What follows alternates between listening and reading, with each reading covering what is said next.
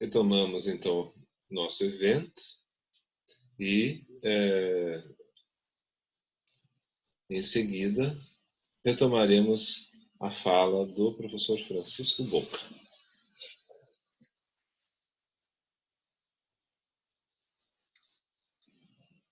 Os convidados todos estão retornando. Ok. Nós já estamos com 18 participantes. Já estão voltando, né? Eu acho que a gente está ficando muito esperto nisso. Acho que vai ser possível fazer a revolução.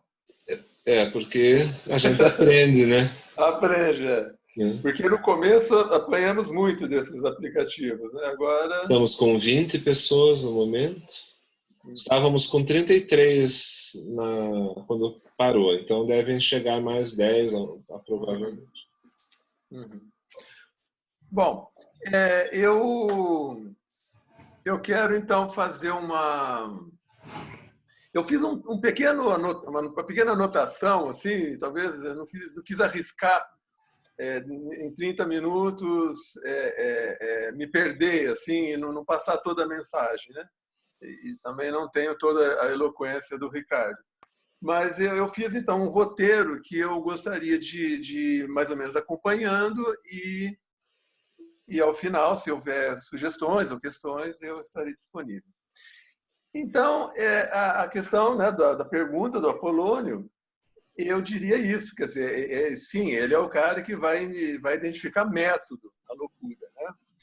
E investigando o que isso significa, né? Método é justamente um meio pelo qual alguém estabelece para montar, para organizar uma ordem, para criar uma ordem, né? E esse método que nós estamos vivendo, que visa uma nova ordem, uma das coisas que ele nos faz crer é que nós vivemos numa desordem, né?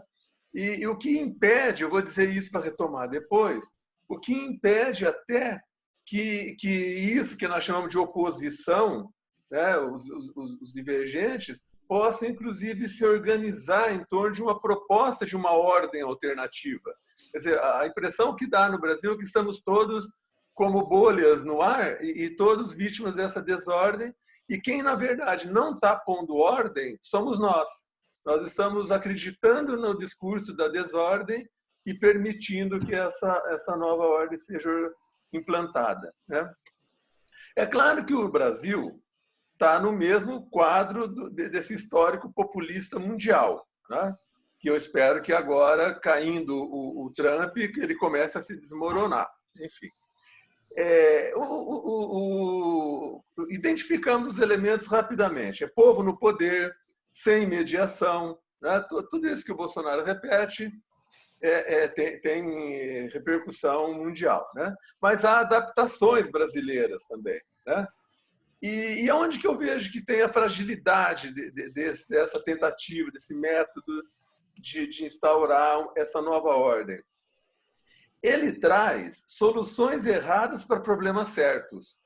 É fato que nós temos desemprego, temos questões imigratórias, temos baixa produtividade, então essa direita, essa extrema direita liberal, ela aponta os problemas certos, mas as soluções são erradas. Por isso eu talvez seja um pouco mais otimista que o Ricardo.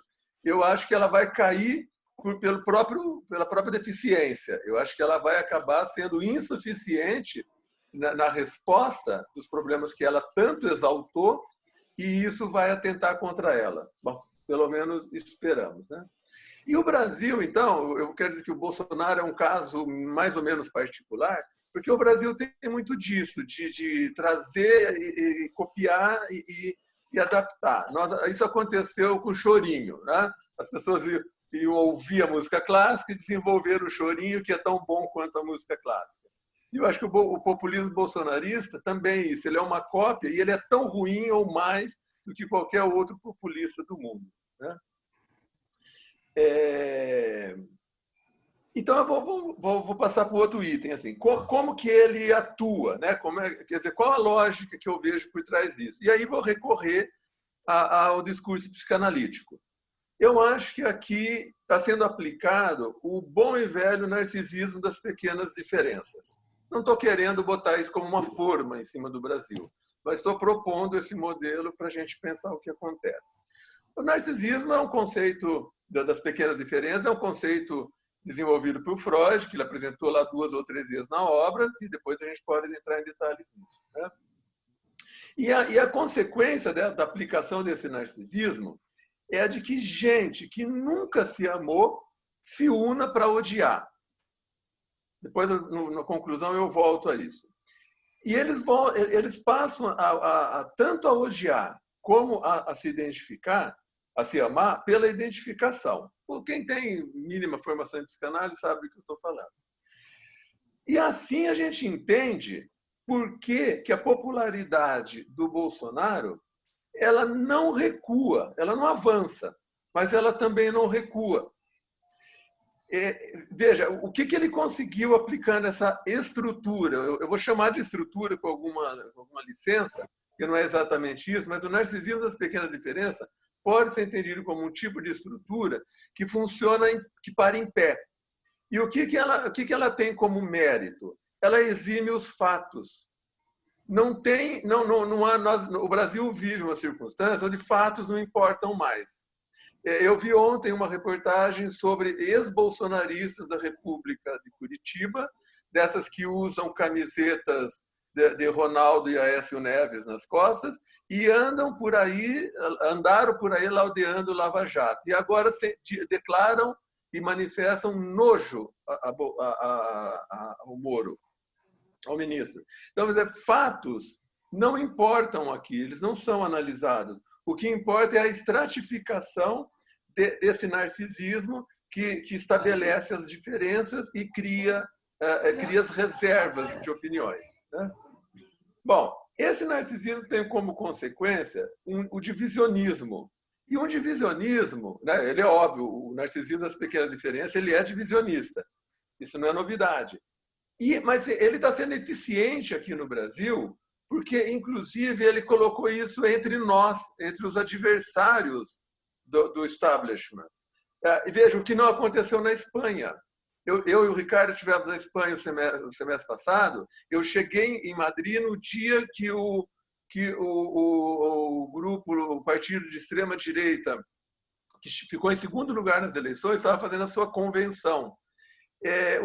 O discurso é todo o mesmo, só que ele ficou fora do governo, porque do centro de direita, centro e esquerda se unem contra esse populismo. Na França, nós sabemos que funciona assim.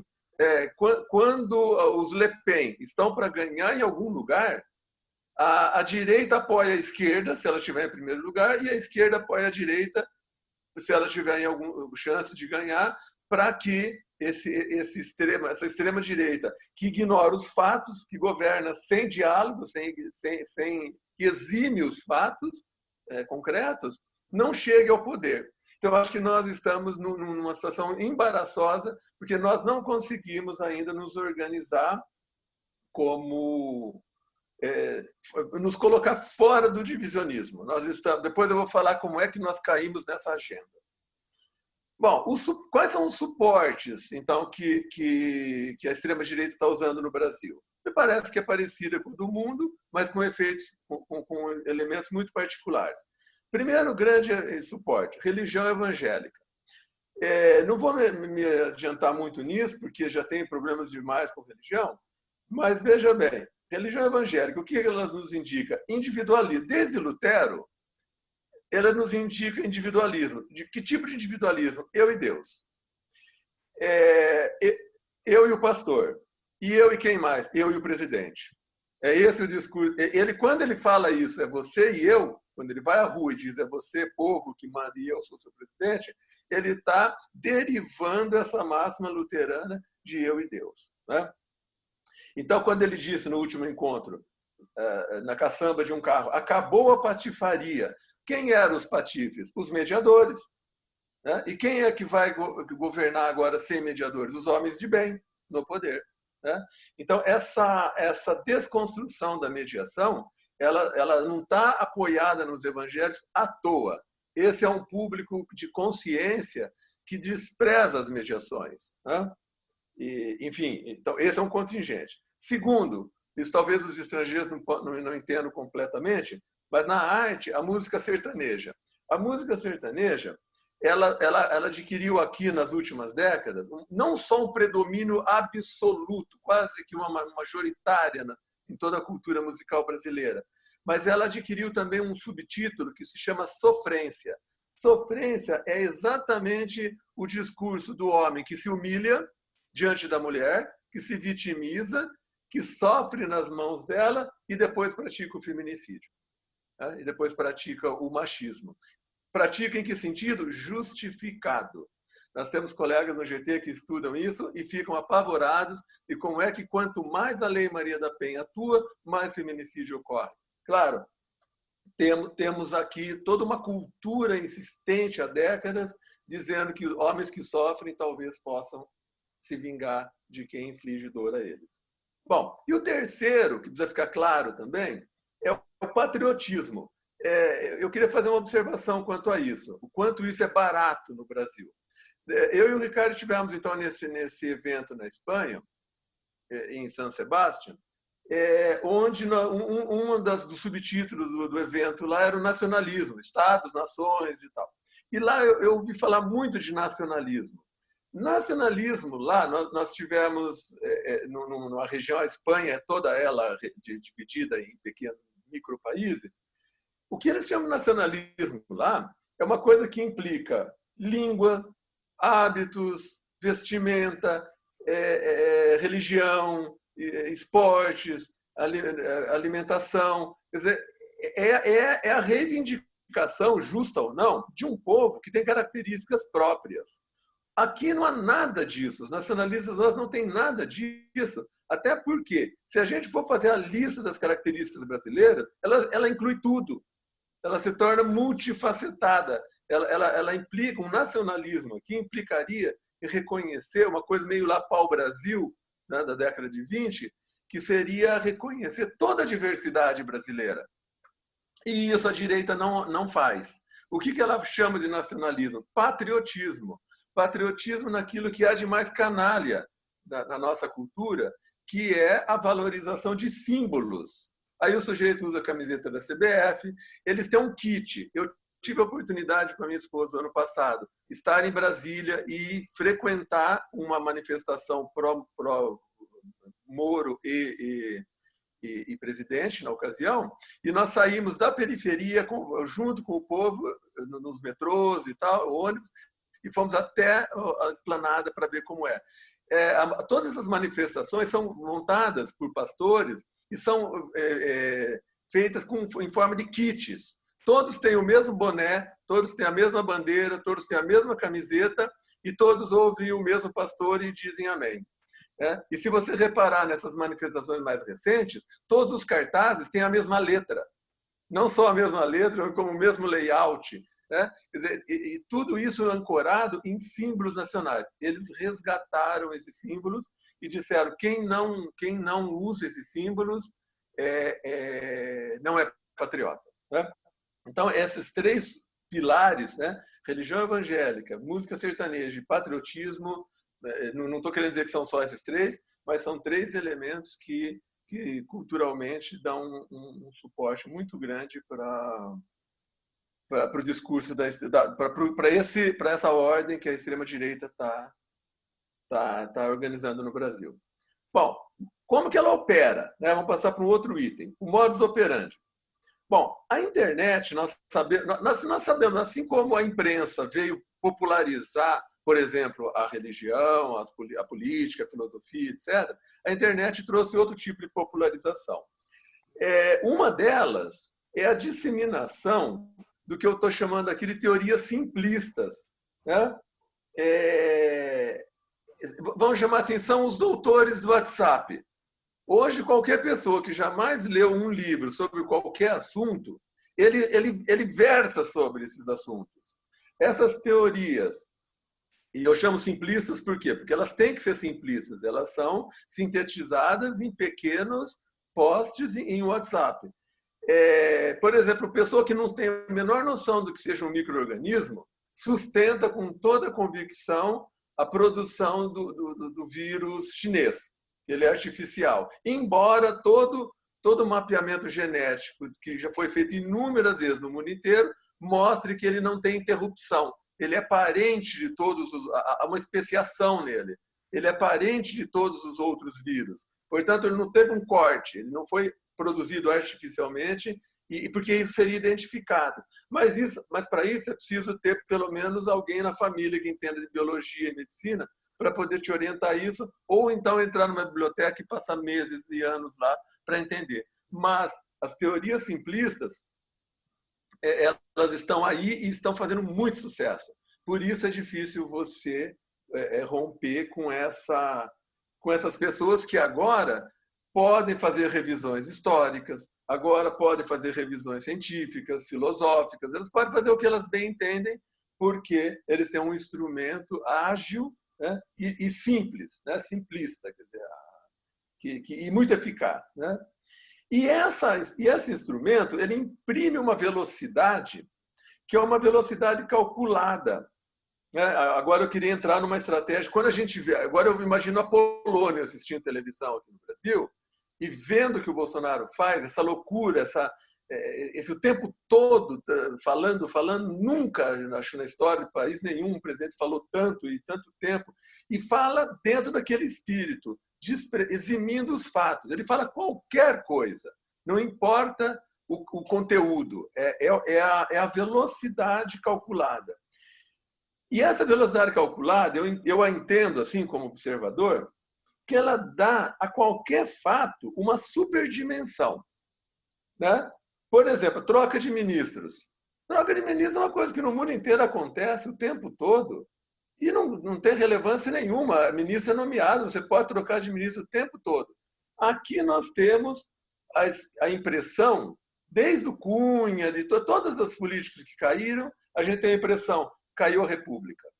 E no dia seguinte não caiu a República coisa nenhuma. Então, veja, a estratégia WhatsApp simplista e a velocidade calculada, ela tanto, para o mesmo fato, ela dá uma superdimensão e depois condena esse fato a uma irrelevância diante da nova superdimensão.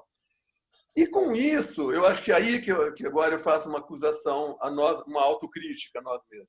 E com isso, nós caímos na pauta do governo. O que é a pauta do governo? Isso é uma palavra que a gente usa tanto. Eu fui ver o que mais quer dizer pauta. Pauta quer dizer um contrato. É como o governo vem e traz uma pauta e diz, assine. O que acontece imediatamente após, da nossa parte? Por exemplo, vou pegar um exemplo clássico aqui, nós universitários, o Futurice. Eu acompanhei reuniões e reuniões exaustivas de colegas de universidades públicas, tratando desse Futurice, levando isso a sério, se ocupando exaustivamente disso. Sabe onde está o Futurice hoje? Em lugar nenhum. Ele não virou nem mesmo rascunho de projeto. Ele foi uma pauta que aquele ministro, aparentemente imbecil, mas estritamente estrategista, lançou, ocupou essas pessoas por horas e horas a fio, fez com que elas assinassem esse contrato, elas foram, então, se ocuparam de uma coisa que já estava sendo condenada a uma irrelevância. Tanto que ela não foi nem redigida nem como medida provisória. Simplesmente se deixou de lado. E se vocês retomarem esse quase um ano e meio de governo, quantas pautas foram lançadas, quantas declarações de gente de toda a ordem se ocupou, enquanto deveríamos estar fazendo propostas, enquanto deveríamos estar apresentando alternativas de governo. Nós nos limitamos a fazer restrições, condenações, emitir notas e, vez ou outra, preencher, somar algum pedido de impeachment aos 27 que já existem. Então, acho que precisamos responder, sim, a tudo que o presidente diz, mas sem assinar contrato com ele, porque ele não sustenta o contrato. Ele não vai levar aquela pauta adiante. Ele é o cara que mais recua. A mídia diz que ele recua. Ele não recua, ele abandona. Ele simplesmente abandona aquela pauta e traz outra, enquanto as pautas mais fundamentais da mudança econômica, como o Ricardo colocou, já estão sendo feitas, né? Bom, aí vamos partindo já mais ou menos para o final. O que o presidente revela? Então, agora eu vou fazer uma autocrítica, eu já fiz algumas de nós, minha mesmo, que eu sou expert em fazer autocrítica dos outros também. Agora eu vou fazer autocrítica do Brasil, né? O que o presidente revela? Veja só, a insensibilidade dele, que é uma coisa visível, né? A insensibilidade do presidente, que aparece, por exemplo, quando ele diz morreram, e daí, né? Foi a última. Ele teve uma que seria muito engraçada em outras épocas, que ele disse, quando o sujeito disse que se voltasse a trabalhar ia morrer muita gente, ele disse, terão mortes. Isso é uma construção que nem Shakespeare, não ocorreu nem a Shakespeare. Terão mortes, né? Uma coisa incrível. O que isso quer dizer? Não é só a insensibilidade dele. Ele ecoa o quê? Ele ecoa os maus sentimentos da população, né? Aí você vai dizer assim, mas tem muita gente fazendo coisas boas. Tem muita gente doando cestas de alimento, organizando trabalhos, isso, aquilo. Tem.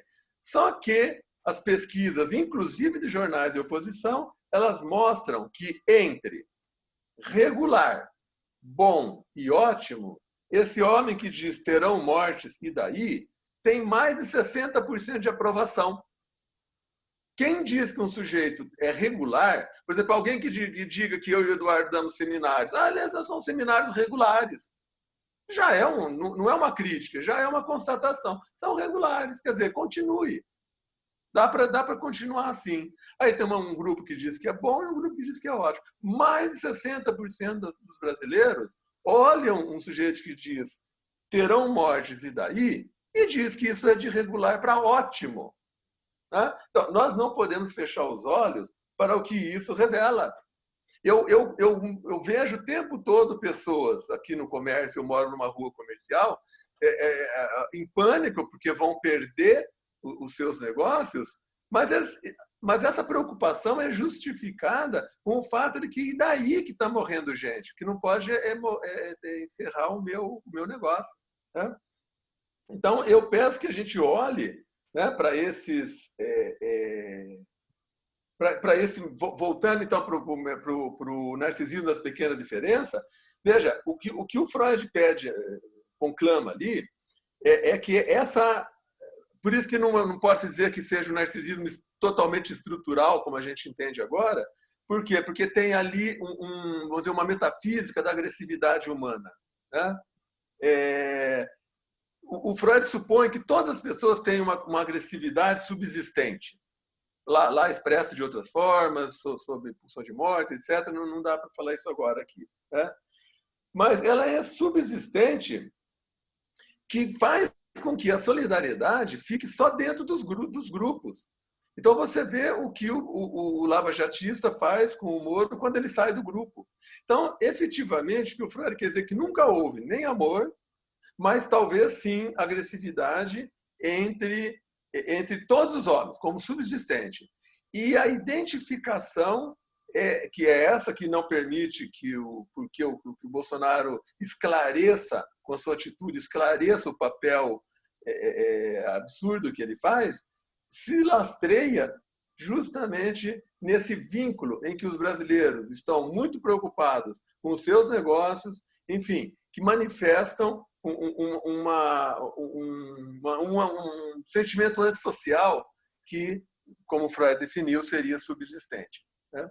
Bom, para finalizar, então, concordo com o Ricardo, nós vamos ter mais capitalismo depois, que a consequência disso é mais concorrência, né?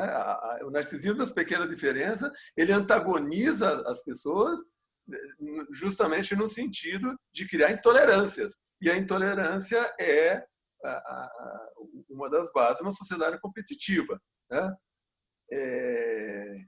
E eu vejo que essa sociedade, ao contrário do que muita gente, aí não os filósofos, mas mais, vamos dizer, os teólogos, os ideólogos da paz, etc., que estão vendo que vamos sair disso mais solidários, mais humanos, mais valorizando isso ou aquilo, eu coloco que o homem, que agora, finalmente, nós vamos sair, depois dessa experiência de privacidade, nós saímos de vez do contato social, né? Que o homem que se identifica com alguns, né? Essa identificação agora que a gente faz, seja quem se identifica com Lula, quem se identifica com Bolsonaro, né? É justamente para conservar a sua indiferença a muitos, né? Eu não vejo que esse quadro do narcisismo, das pequenas diferenças, vá se desconstruir. Muito pelo contrário, ele está se fortalecendo em pequenos grupos, onde você faz uma concessão de identificação, de convivência pacífica com esses grupos e que pode finalmente externar sua intolerância a muitos, né? Que é efetivamente o que nós estamos fazendo. E acredito que vamos fazer mais ainda depois, numa suposta volta à normalidade, né?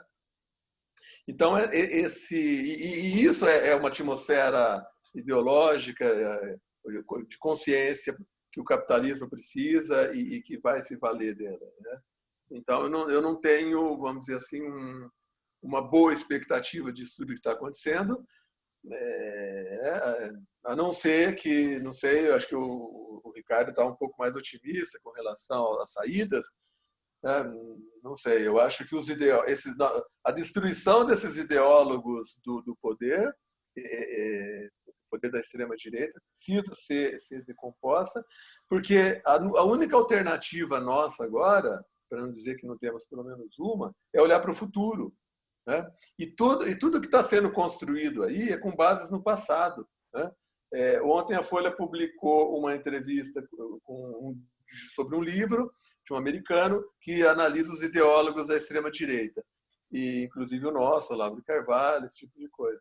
E aí esse sujeito recorre a toda uma bibliografia de extrema-direita que tem como pano de fundo nos identificar como globalistas, né? Você vê que os discursos são completamente ficcionais, e ficcionais no pior sentido, né? Como globalistas e pressupondo um tradicionalismo, né?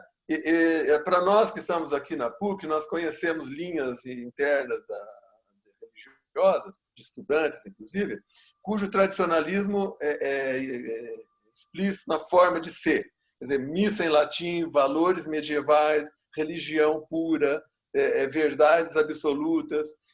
Curiosamente, tudo no passado, tudo no medievo, tudo numa condenação da modernidade como materialista, como cientificista, como competitiva. E esse retorno, quer dizer, mais uma vez aquilo por onde eu comecei, identifica o problema certo, mas com soluções erradas. Quer dizer, nós precisamos saber que talvez a criatividade, né? Os meus alunos têm convivido com esses conceitos que a gente está explorando. A normatividade gangleniana pode nos ajudar a empurrar esse processo por um futuro, por uma criação de uma nova forma de vida. Porque o contrafluxo que nós estamos vivendo é justamente o de estruturar a consciência das pessoas em algo que não está nem dentro da modernidade. Eu acho que quando o Ricardo faz toda essa crítica ao capitalismo, isso é tudo muito pertinente, mas tudo isso ainda é um discurso moderno, né? Conflitos entre modernidade, entre liberalismo, economia planificada, etc. Me parece que na tendência ultraconservadora tem alguma coisa que não nega esse ou aquele grupo. Por exemplo, tem ideólogos, o Steve Bannon, ele é a favor dos Estados Unidos se unir com a Rússia hoje, né? Para buscar esse retrocesso medieval.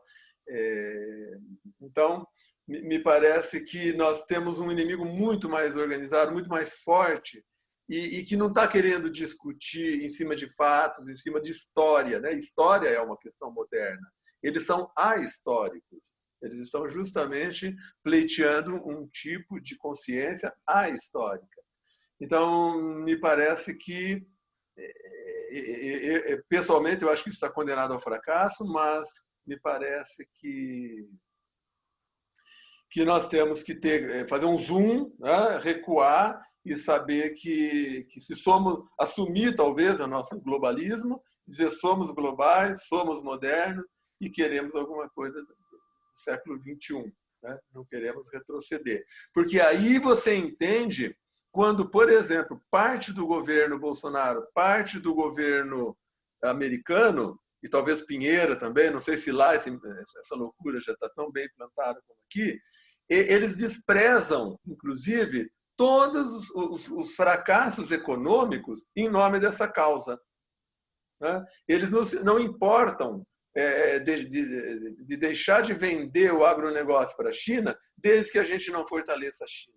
Né? Tem um sentimento messiânico aí muito grande de pagar um preço altíssimo, né? E hoje eu lembrava com a minha esposa da nossa adolescência, da nossa militância na adolescência, e que a gente também gostava, nos chamavam na época de abutres, porque a gente dizia que quanto pior, melhor. Quer dizer, quanto mais a economia fracassasse na mão da ditadura, mais a gente tinha chances de instaurar uma sociedade próspera no futuro e solidária. Né? E me parece que hoje essa gente partilha dessa mesma loucura. Eles não importam com o que vai acontecer com as pessoas, por isso terão mortes, eles não importam se o agronegócio vai proliferar ou não, com a balança comercial, desde que eles restaurem valores que são ahistóricos, quer dizer, que são antimodernos. Né? A gente tem experiência disso aqui na PUC. E não com a universidade, mas com muitos dos seus frequentadores. Eu acho que o nosso desafio, né, quer dizer, a ordem que está sendo instalada, quer dizer, acho que a Polônia, que estava ali no começo da modernidade, que, portanto, que tinha ecos mais próximos do medievo, se visse hoje o discurso do Bolsonaro, dos seus ministros ideológicos, talvez ficasse mais preocupado do que ficou na época. Bom, era isso que eu tinha para dizer. Eu agradeço a todos e aguardo se alguma questão, se houver. Obrigado, Eduardo. Obrigado, Ricardo. Gracias, Francisco. Muy bien. Como siempre pensamos parecidos. Sim. Sí. Nascemos parecidos. Sí. Tú eres más guapo, Então, meus caros, nós temos ainda 7 minutos, então eu acredito que seja conveniente nós começarmos o nosso debate com o público. Né? Sim. E já existem aqui 2 questões direcionadas imediatamente ao professor Rolas, né? Tá no chat, né? Isso. Então eu acredito que o Rolas poderia já respondê-las imediatamente e daí nós continuamos. Talvez, vale. Obviamente, tenhamos que interromper dependendo da extensão da resposta, né? Sí. Bueno, gracias de nuevo a Eduardo y Francisco y a todos los que están escuchándonos, viéndonos en distintas partes. Eso da mucha alegría. El caso de Brasil es complejo, además que es un monstruo. Y a mí me da pánico también Estados Unidos. Yo espero que en noviembre... Ahí empiezo a contestar la pregunta que me han hecho sobre Trump también. Chomsky ha hecho un gran trabajo en Estados Unidos, más Chomsky es un hombre ya mayor y es muy valiente, o sea, Chomsky. Pero eso es lo bueno de los filósofos o de los teóricos, Morán, Chomsky, Zizek, todos, Badiou, Butler, todos en distintos países están hablando sobre esto. Eso es muy importante. O sea, filósofos unidos jamás seremos vencidos. Entonces, el caso de Trump y Bolsonaro es sorprendente, Pero a mí lo que me sorprende, mira, hoy día, y me entrevistaron para la Radio de Francia Internacional. Y pasa lo siguiente, después de la estupidez que dijo Trump, Trump hace cosas increíbles, de verse como desinfectante, inyectarse desinfectante. Bueno, mucha gente lo hizo, ustedes saben, o sea, es una locura. Y fue la vergüenza que había en el Partido Republicano, la vergüenza en el Partido de los Demócratas, los medios de comunicación, todo el mundo diciendo que el presidente Trump dijo una estupidez, que el presidente Trump, el presidente de los estadounidenses, que es una estupidez, además, también en Latinoamérica para el mundo. Estados Unidos es la primera potencia mundial.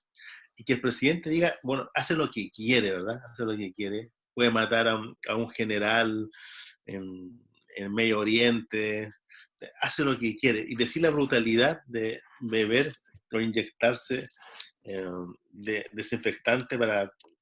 Entonces, ahí uno, ¿qué esperaría uno? Con una mínima de racionalidad. Esperaría que el votante estadounidense, el que lo llevó al poder, diga no puede ser, o sea, me da vergüenza, es impresentable, es un loco, es un payaso, es peligrosísimo. Pero en marzo, tenía en la Radio Francia, me lo decían hoy día, en marzo tenía como el 42% de aprobación en Estados Unidos, o sea, 42% de aprobación Trump, que es absolutamente demencial. Claro, y veamos qué pasa ahora. ¿No? Hay un grupo como de fanáticos, pero no solamente en Brasil, no solamente en Chile, no solamente la extrema derecha, no solamente los grupos ultracatólicos, grupos ultra evangélicos, empresarios ecológicos locos delirantes, gente del mundo israelita locos delirantes, saudí locos delirantes. Hay una cantidad de gente, pareciera que con cero reflexión crítica, que cualquier cosa que haga Trump lo siguen apoyando. O sea, Luis Bonaparte, el famoso 18 brumario de Marx, se queda pequeño, absolutamente pequeño. Luis Bonaparte comparado con Trump no es nada, o sea, lo apoyan absolutamente. Y eso da miedo esa fe ciega ante toda racionalidad, incluso con la estupidez. Piensa que lo que supe hoy día, Trump es un loco, quiere normalizar Estados Unidos, que comiencen los procesos, solamente ayuda es un Estados Unidos federal, se ayuda solamente a los gobiernos que están pro-Trump, o sea, la locura, o sea, las regiones pro-Trump llega dinero, llega apoyo. Tampoco, es como España, Estados Unidos, no tenían los hospitales públicos nada, ni mascarilla, ni test, ni respiradores, nada. No había material sanitario. Estados Unidos, sus hospitales públicos, es una vergüenza.